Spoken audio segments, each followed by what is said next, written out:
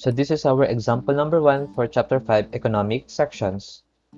What is the lightest W-shaped beam that will support the 45 kilonewton shown in the figure without exceeding a bending stress of 120 megapascal?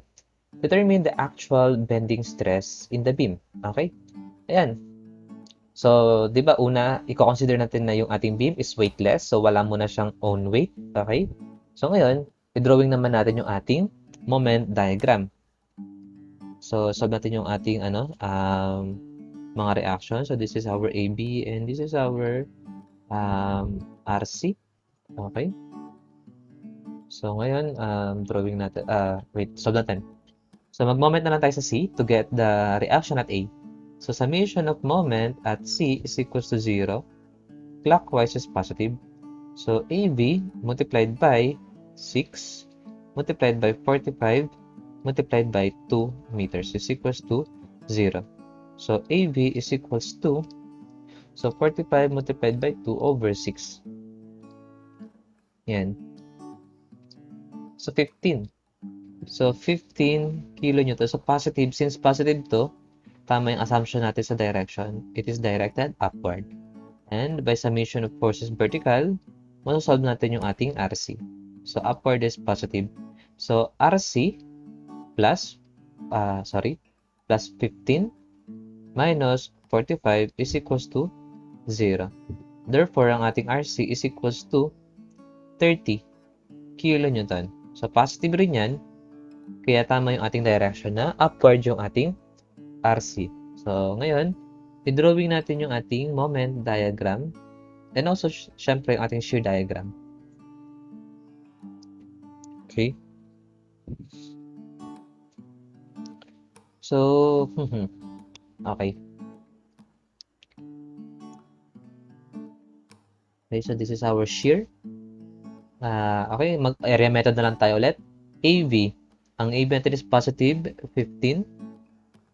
Then sa point B, to the left section, wala naman itong load. So sabihin, AB, ano pa rin to? 15 pa rin to. Then 15 minus 45 is 30.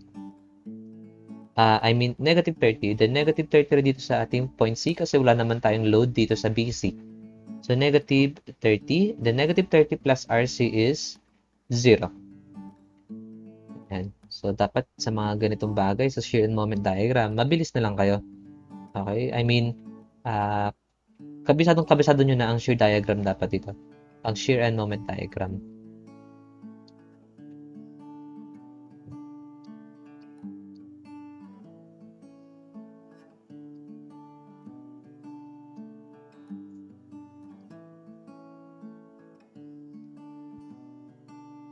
Okay?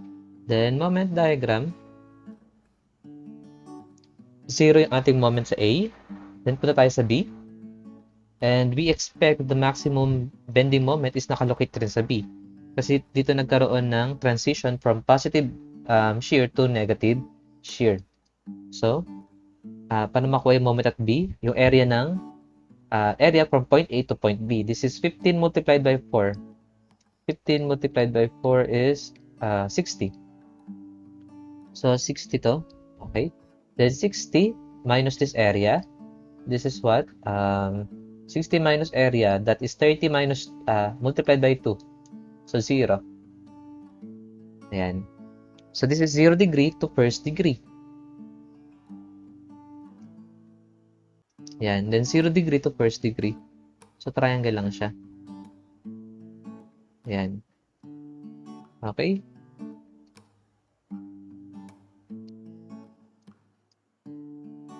Kung expert na kayo dito, I think hindi naman na kailangang mag-moment diagram.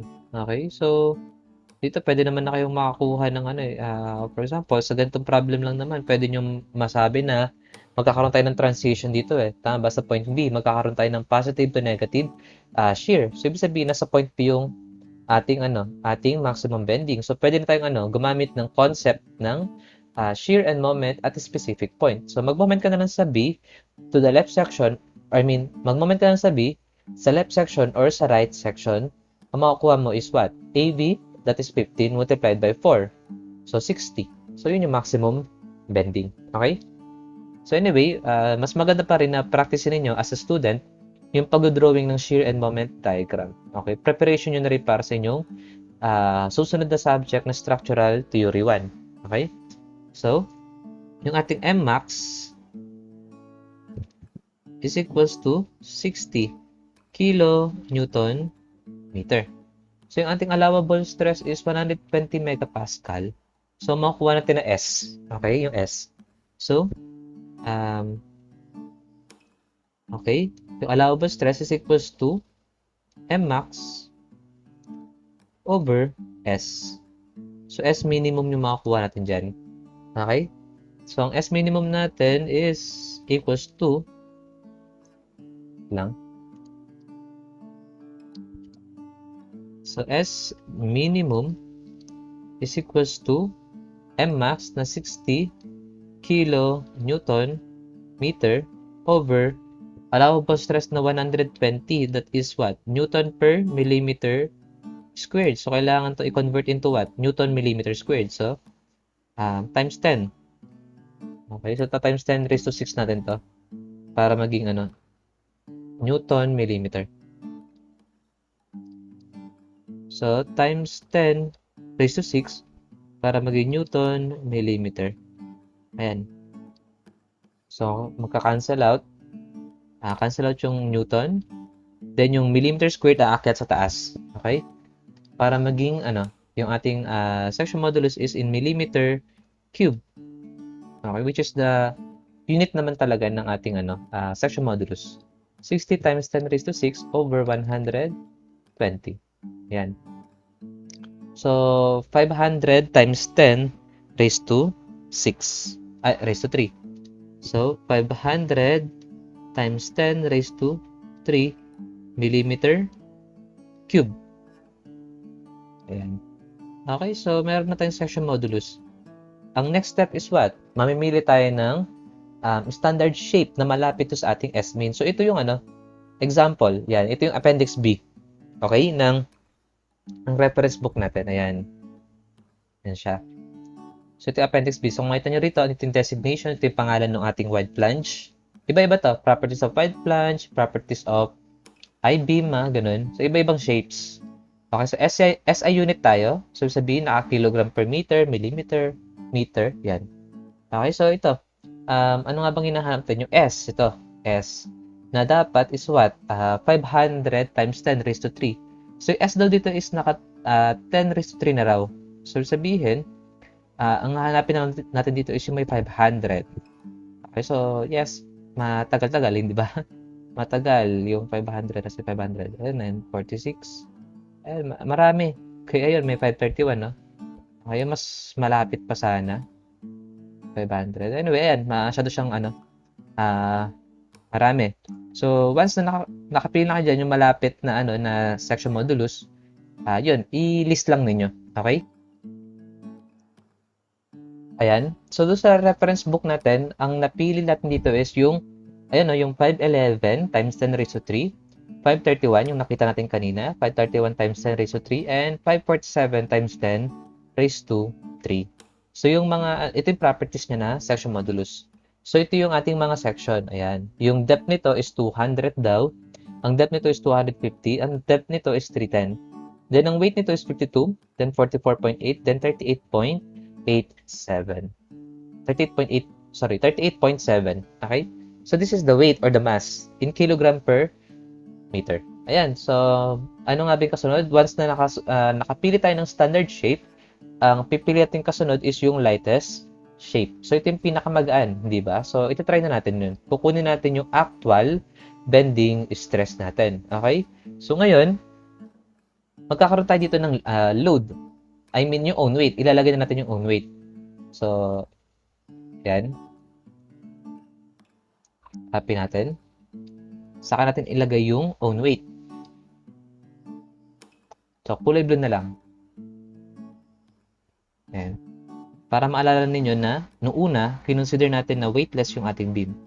Ngayon naman, i-apply na natin yung own weight ng beam na na-select natin. Ayan.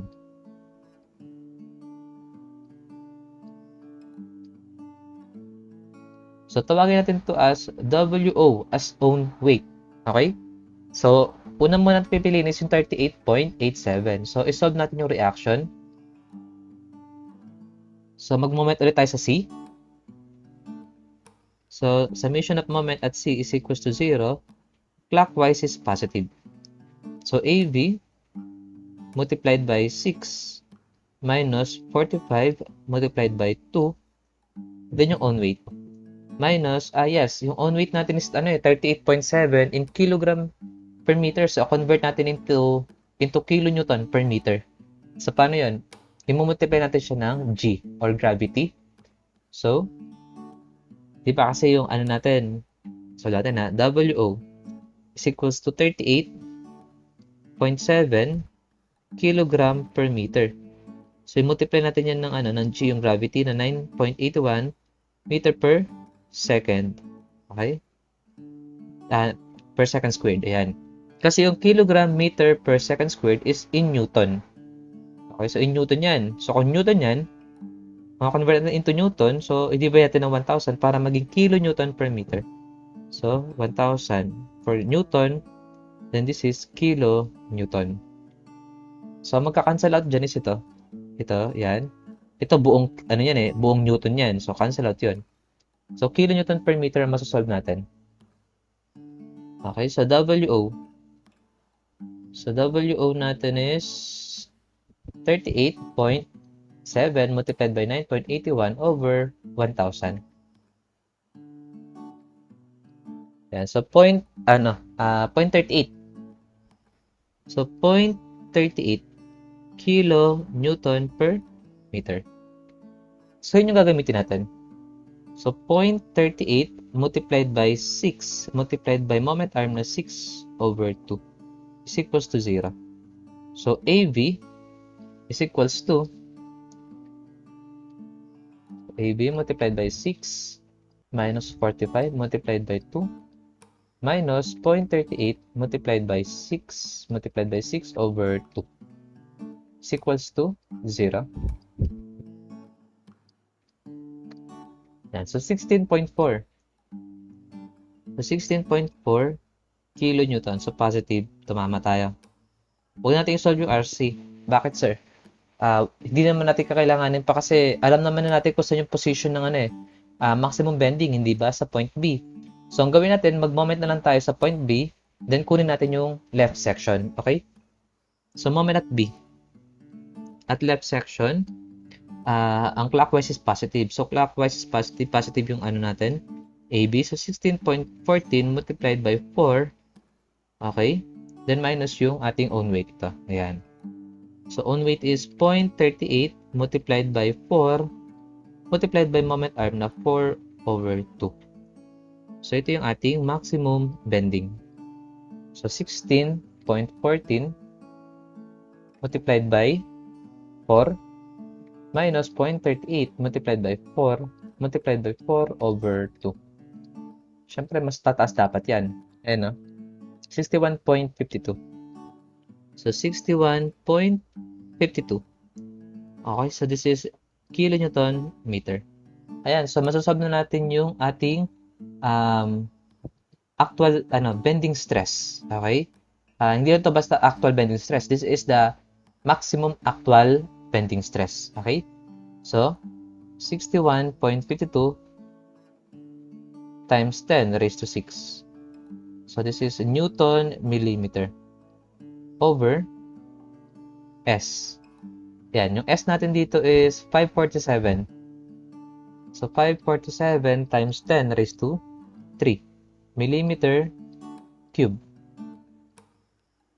So, cancel out to. So, millimeter squared. So, megapascal ang makukuha natin na maximum actual bending stress. Okay? So, ilan yan? 61.52 times 10 raised to 6 over 547 times 10 raised to 3. So, 112. Okay? So, 112.468. So, 112.468 megapascal. So, nasolve na natin yung yung determine the actual bending stress in the beam. So, this is the actual, ayan, this is the actual bending stress of the beam mula doon sa natin, nakuha natin na beam. Okay? Or sinelect natin na standard shape. So, ngayon, i-compare natin. Okay? So, yung i-compare natin yung ating allowable sa actual. So, ano ba yung ating allowable? 120. And ito yung ating actual. So, therefore, yung ating allowable is greater than the actual stress. So, ibig sabihin nun, okay.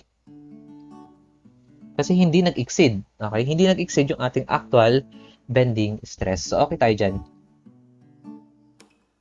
Yan. Next. So, since okay tayo dyan, pwede na natin piliin ito. Okay? So, ang answer dito, okay, so the lightest weight, or sorry, the lightest W shape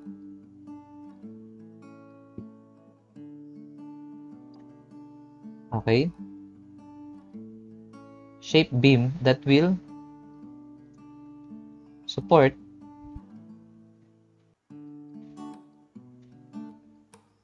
the 45 kilonewton load is W 310 by 38.7. Okay, so yan yung sagot. Yan. Okay, ito yung ating sagot. So, sir, pwede po ba natin i-try yung iba? Yes, try natin i-try natin yung iba na na weight. So, try natin sa isa ito, yung 48.8. So, isolve na lang natin dito sa calculator. So, AV multiplied by 6 minus 45 multiplied by 2. Minus, ang weight pala niya, 44.8. So, solve mo natin yun. 44.8 multiplied by 9.81 over 1,000. So, ito niyan is, okay, 0.439. Okay? So, 0.439. So, AV, X, multiplied by 6 minus 45.2 minus 0.439 multiplied by 6 multiplied by 6 over 2. Yan. So, 16.317. Okay? So, 16.317. Solve natin yung maximum bending sa B. Multiplied by 4 minus 0.439. Multiplied by 4 multiplied by 4 over 2. Yan. So, ang ating maximum bending is 61. 61.756. So, 61.756 times 10 raised to 3 over, okay, 531. 531 times 10 raised to 3. So, 116.3. So, mas mababa pa rin itong yung W310 by 38.7. So, mas mababa yung nakuha natin dito. Ibig sabihin, ang isa-select pa rin natin is yung 112.468 or yung ating W310 by 38.7. Kasi ang tanong dito is what? What is the lightest W-shaped beam? Okay, ano din pinakamagaan na W-shaped beam? Okay, kahit na pinakamagaan siya yung magiging safe. I mean, kahit na magaan siya, kaya niya i-resist, okay, or kaya niyang buhatin yung 45 kilonewton. So ito naman yung W250 by 44.8, kaya rin naman niyang buhatin. Okay, kaya rin niyang buhatin yung 45 kilonewton kasi nakita niyo 116.3 to. Ibig sabihin, hindi siya nag-exceed sa 120. So, kaya niyang buhatin yung 45 kilonewton. Pero, hindi siya yung lightest W-shaped beam. Okay? Ito yung lightest W-shaped beam natin. Ito, mabigat na to masyado 52. So, sabihin, mas lalakas pa yung dito Mas tataas pa yung ating, yung weight. Okay? So, lalaki yung reaction, lalaki yung ating, bending moment. So, may possibility na, mag-exceed tayo sa, dito sa tawag ito, sa allowable bending stress. So anyway, okay lang din naman yun. Pwede nyo rin namang i-check. Okay? Pero since ito, napatunayan natin na ang lightest W-shaped beam is yung 112.468, ito na yun. Okay? So, ayan. So this is our example number 1 for Chapter 5 Economic section.